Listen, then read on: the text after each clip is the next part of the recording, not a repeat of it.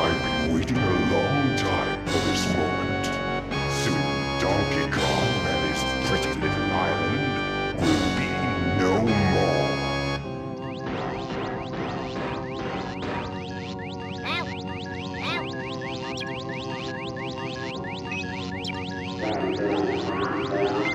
Yes, Lord Klumsy. The machine's pretty great. No problems. Everything's fine.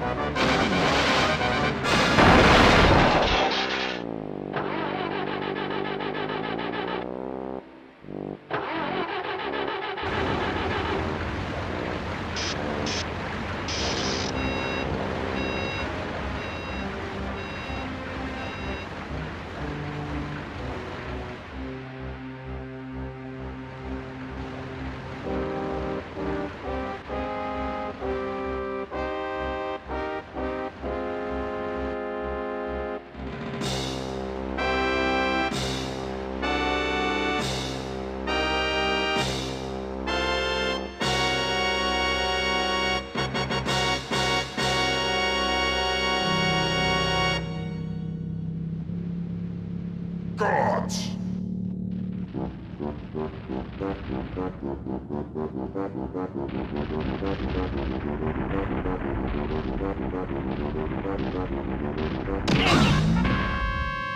I want you to do everything in your power to keep Donkey Kong distracted. Steal that hoard of golden bananas he treasured so much, and take care of his pathetic friends. This time there can be no mistakes. Oh, Your Excellency, we've already taken care of business.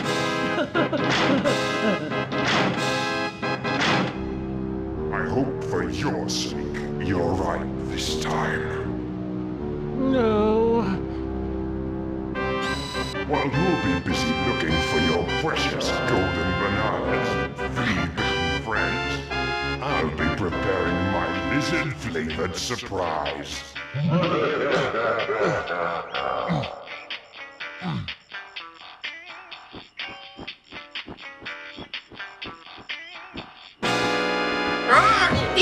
DK, come quickly! They're gone! They're all gone!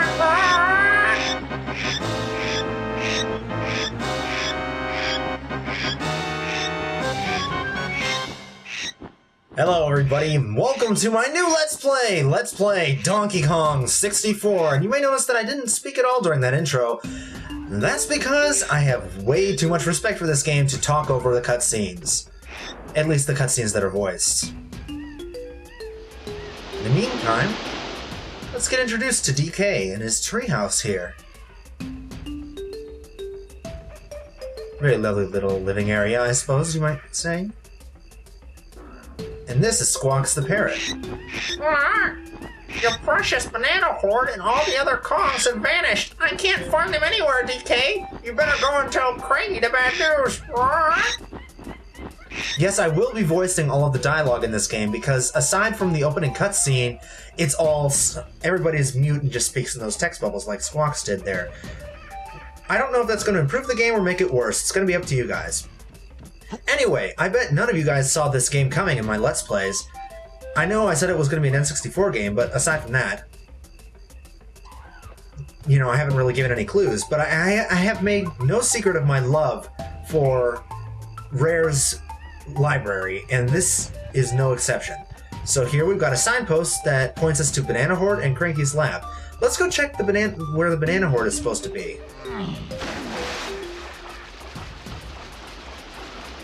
Oh, we can't get up there this way, even though the sign's pointing there. So what do we have to do? We have to climb this tree here and do something that we're not supposed to know how to do yet. I think. No, it doesn't look like they're here yet. Never mind. We'll go and visit the Banana Horde later. In the meantime, let's go and talk to Cranky, just like Squawks was suggesting. Now you may notice that the draw distance in this game is decent, but not great. It's hard to tell things from far away, even though there's no distance fog. This is Cranky's lab. And Cranky is the original Donkey Kong from the original Donkey Kong games, who's just been updated into an old codger. Well, if it isn't my lazy, good-for-nothing son, I shall go to Bananas again? And where might your flea-bitten friends be? You don't know, do you? I'd have thought you'd be able to smell the work of a reptile by now. Luckily for you, old Cranky's batch of homemade potions will give you all the skills you need for your silly 3D quest. But you're not having any until you've completed my training barrels. Now buzz off and come back when you've done them all. So yeah. Now Cranky wants us to finish these 4 training barrels, which basically just tell us the basic skills in the game. What did Cranky mean about training? Donkey all confused. And that, ladies and gentlemen, is the one time in this game that Donkey Kong will speak, which I suppose makes him a silent protagonist of sorts. Anyway, we just run right over here to where this signpost points us towards the training area, and we'll find Cranky's training barrels. Each of these will teach us a different skill, which will be somewhat useful in the game to come. Some of them more than others. We'll find out which are which. Okay, this one is definitely essential. You're going to want to learn how to master this. What? Press Z to dive underwater, then press and hold A or B to swim at different speeds. Pressing Z will act as a water brake to slow you down. Prove yourself by collecting the coin at the bottom. Alright, so yeah, the water controls in this game are basically the same as the water controls in Mario 64, just with the diving button added. Otherwise, you're just going to monkey paddle on the surface, pressing A or B, instead of actually diving down under the water like in Mario. So, you can go ahead and jump on into barrel number 2. I always do these from left to right. Just thought you'd like to know. Alright, pick the oranges and hold Z, then press right C to throw them. Just throw 5 oranges and you're done in here. Alright, so these oranges are actually some of the ammunition we're going to be using in this game. You hold down Z to duck, and then you press right C, and you chuck them like grenades. After a few bounces, 1, 2, 3, 4. After about 4 bounces, or about 3 seconds or so, they'll explode. And they'll also explode on contact with another grenade or with an enemy, which makes them very useful against stronger enemies that we'll be facing earlier. But they're actually not as effective against them as other weapons we'll be getting later on. Anyway, let's go to barrel number 3. This is a mechanic that only comes up once or twice in this game, surprisingly enough. What? Press B to pick up a barrel. Press B again to throw it. Pick up and throw 5 barrels to move on. Alright, so all you have to do is walk up to a barrel, stand still, and then press B to pick it up. Then press B again to chuck it. Now, like I said, this only comes up a couple of times in this game, mostly during boss fights, so it's pretty much a forgotten mechanic, but you can't really have a Donkey Kong game without a few barrels somewhere, right? Well done! Now see, all these tutorials, they aren't really challenges, they're just there to teach you the basic game mechanics. You should really, you know, practice these if you're going to be playing this game. I don't know, you know, this is a game that a lot of people seem to have played, but not a lot of people liked. What? Press A to leap from one vine to another, and R when holding a vine to face the other way. Press Z to drop from a vine. Now go and collect the coin at the end of the vines. Alright, so just press A to jump onto the tree, climb up the tree, hold it using the control stick, then whoa, press A to jump onto the vine, press R to turn around, press A at the very end of your swing to jump off. It's very much a rhythm thing. After you play this game a lot, you'll get used to it. It just takes time.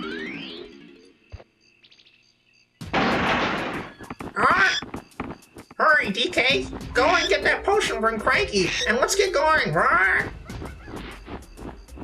Yeah, so I will be voicing all of the dialogue in this game, just because I feel like, you know, there have been a couple of Let's Plays in this game before, but I don't really know if any Let's Plays done this game justice. I love this game so much. I really want it to be done well. The only main LPer that I can think of that has actually finished this game is Slim Kirby. And his Let's Plays are really, I find them really boring. He's more of an informative Let's Player than an entertaining one. You took your time, donkey. Jungaruff said it, did it? Here's a potion. Simeon Slam, but it's Bashium. So they go from the Looney Tunes school of having the fake Latin names underneath. Right. You and your missing buddies will be able to slam the ground by pressing A to jump and then Z whilst in the air. It should get you out of this area. Oh, one more thing. I've got a real treat for you, but only if you bring me 15 banana medals. I think they look like this. I'll see you later if you're lucky. He's foreshadowing something that we're not going to be able to do until much, much later. Anyway, now that we've learned all of Cranky's skills, which those tutorials aren't optional, you can't skip them. You have to play those tutorials to be able to do those skills and to be able to get out of this area and on with the game. Anyway, let's go take a look at where the banana horde was. And in the meantime, I'm going to talk a little bit about why I chose to do this game. Like I said, this game seems to be one of those games that a lot of people have played, but not a lot of people like, or not a lot of people remember as fondly as I do. I know there are a couple of people who seem to like it, a couple of people on the internet, but not a whole lot. And I don't understand why. This, in my opinion, this is Rare's probably best or second best game on the N64. The only one that's even close is Banjo-Tooie. So here's where the banana horde used to be. You can see there's a lot of great big banana peels here, and nothing else.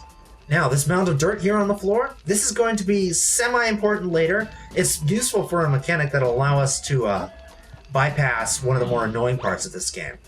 But, like I said, that's not going to be until later. So we can just jump right down here. You may notice that in some parts of this game there's a bit of a frame slowdown. That's because this is one of the first games on the N64 to actually use the memory expansion pack, and one of the only games, like one of only 3 or 4, to actually require it. Which means that N64, even with the memory expansion pack, has a hard time running it a lot of the time. So we just follow this path, and we come to this area with a bamboo gate and a switch. So we'll just follow Cranky's instructions and slam the ground.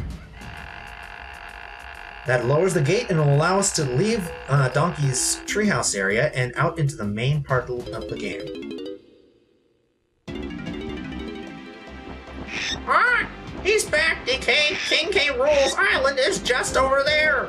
He must be the one who stole your bananas and kidnapped the other Kongs. I've taken a look around, but the only area that hasn't been blocked off is that island with the cave on it over there, right?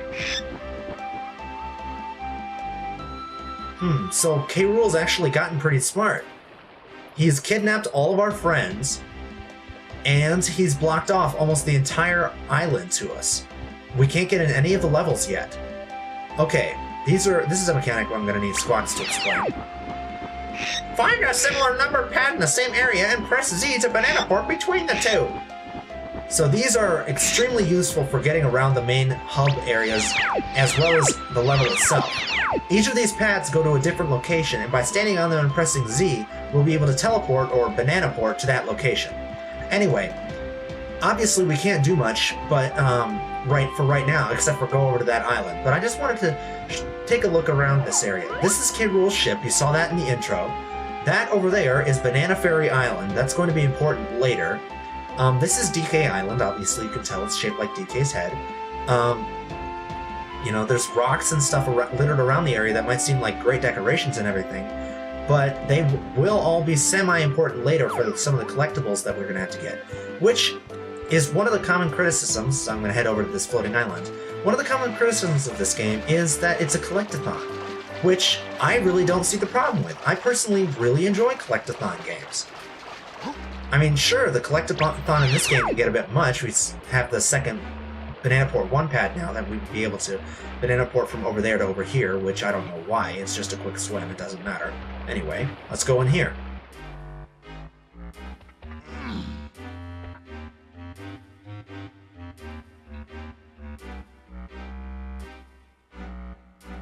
Hoo hoo hoo.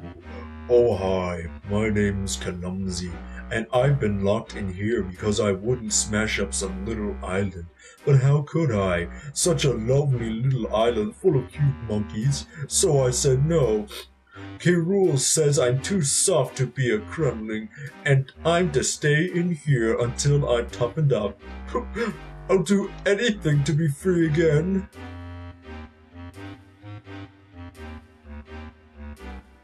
Hey, little monkey, perhaps you could help out poor old Klumsy. Escape? Oh, go on. I'll be your bestest friend.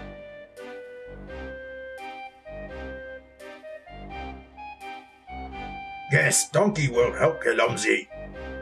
Oh, so I was wrong. Donkey speaks twice in this game. My bad. Yeah, anyway, Klumsy, such a massive Kremling as he is, has such a hyperly happy reaction that he actually opens up for us the next level, the first level. How awesome is that? And there was a golden banana hidden beneath that boulder. Sweet. Oh, Klumsy's so happy now. k.rool has taken the keys to this cage and given them to the biggest and most feared soldiers in his army. If you manage to get hold of any keys, please bring them back here to open my locks. Don't tell k.rool though. This has to be our little secret. He's actually fairly eloquent for being such a big guy. Anyway, you can see this area illustrates one thing that this game really does, like a lot of Rare games, or a lot of N64 games in general for that matter, that the inside of an area is much, much bigger than the outside. I mean, come on. You don't think they could fit someone as big as Klumsy in this, do you? Anyway, that's going to be really appropriate as we get towards the end of the game. You can really see. But basically, Klumsy is one of the main game mechanics of this hub area, is that after each level, there is a boss, obviously. Each boss has a key. We'll take a key to Klumsy, he'll get really happy for a little bit, stomp around, do his little dance, and then open the way to the next level for us. That's basically how his mechanic is going to work. Anyway, we've actually done quite a bit, I guess, but I don't want to leave off the level quite yet. We've got a little bit more to go. And over here, this is actually the entrance to the very, very, very first level in the game. We got our first golden banana, and we're going into our first level. This, my friends, is the lobby to Jungle Japes, a place with some of the best music in the game, by far. Oh, this guy. Over here, you dumb ape! I'm the mighty blocker, and don't think for 1 minute you're coming in here without showing me some of your stupid golden bananas. If I disobey that fat old fool k.rool, it's the big sawmill in the sky for me. So pay up pronto, and I can get my wooden butt out of here. They said butt in a Nintendo game. Yeah, this game kind of pushes things like that about Nintendo games. But anyway, you can see some of the enemies in here. These beavers, like from the classic Donkey Kong games, You kill them, and they drop watermelon. That's our health. You may notice the hovering watermelon up there earlier. Basically, you have 4 slices of watermelon, 4 quarters, and almost everything in this game will take off 1 quarter watermelon. Then you get 1 or 2 from enemies, depending on what kind of enemies they are for killing them. So basically, yeah, it's just we start out with 4 hits, we'll get more as the game goes on. And these little doors on the sides here, there's some of these in each lobby for each level. These are for game tips. You can see that only one of them actually has a Kong face on it right now.